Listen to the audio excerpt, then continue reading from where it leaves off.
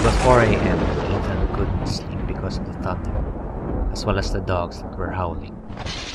He got up and saw cicadas creeping around their property and about to break through their Aunt April's window. He rubbed his eyes and woke his older cousin, Moning.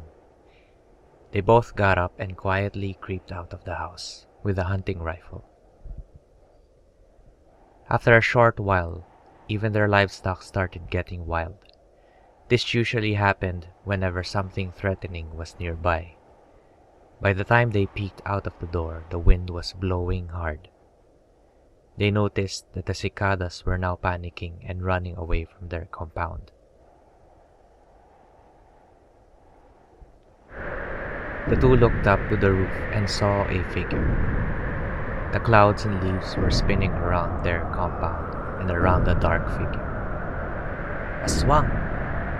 Ethan whispered, but Moning realized who it was. As she was about to tell Ethan, the figure turned its head and stared at the two. A momentary paralysis had set in as the two children stared back at the shiny black eyes of the owl.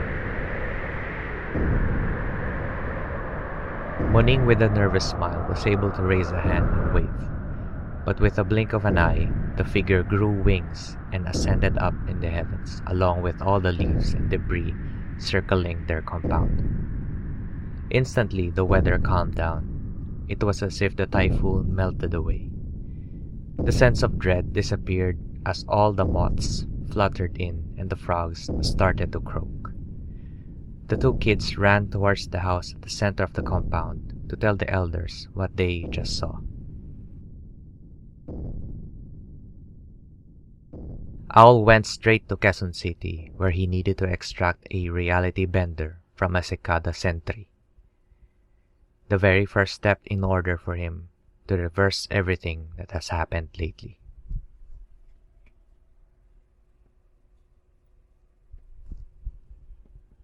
As the controlled activities of the city commenced early in the day, Oleander Jr. plotted his revenge.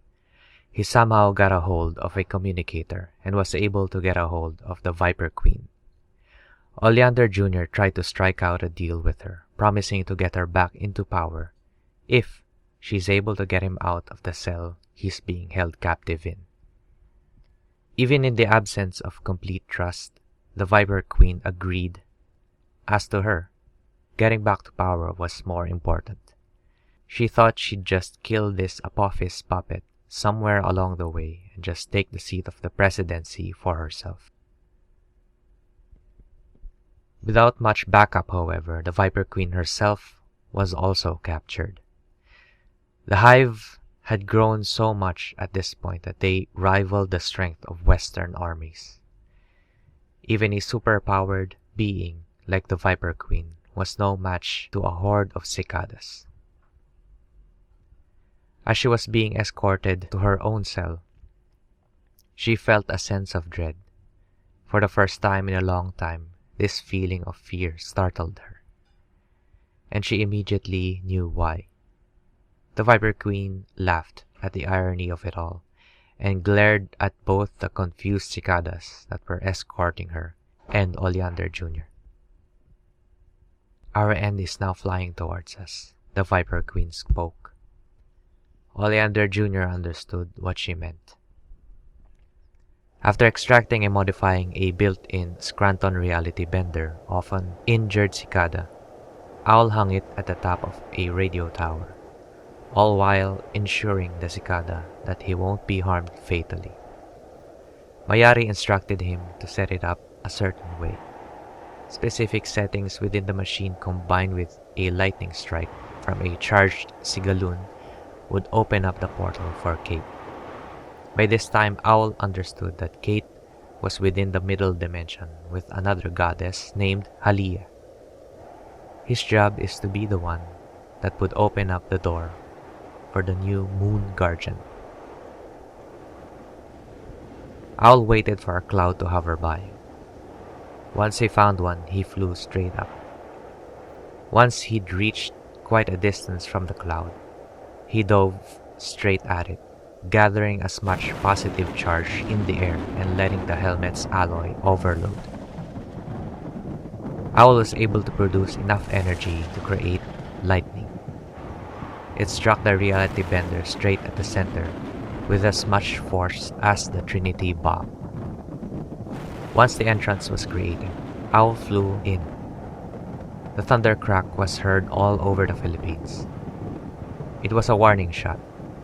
The chairman heard this and immediately sent out drones to investigate that explosion. While that happened, he proceeded to hook up Athena to his mainframe. With her abilities, he will be able to predict anything, including outcomes for different conflicts, such as this. The chairman also mobilized his army. Conversion of humans to cicadas were momentarily suspended.